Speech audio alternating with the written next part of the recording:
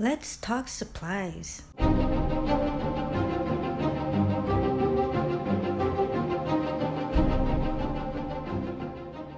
Okay, the key to tear bears is the mulberry paper.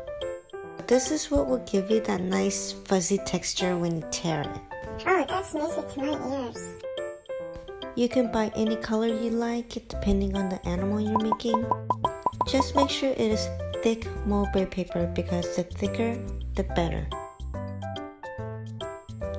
You'll see here that the white is thinner than the brown, so it will require about 3 layers instead of 2.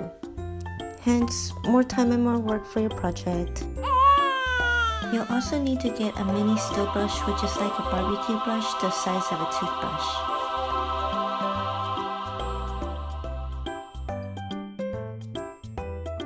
These brushes are used to make mulberry paper even fluffier.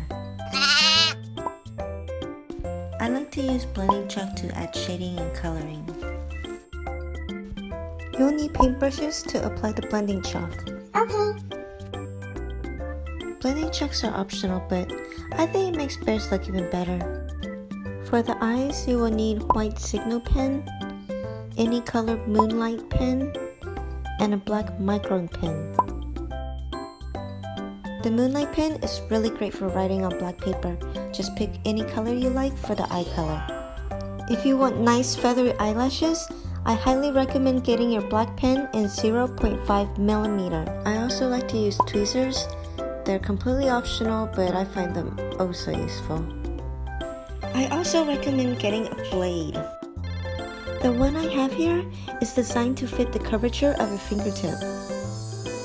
I sometimes use this as a hack to make it easier to tear. Last but not least, you'll need to get some glue. Try to get acid-free glue so that your project doesn't discolor over time. That's it, on to the bear.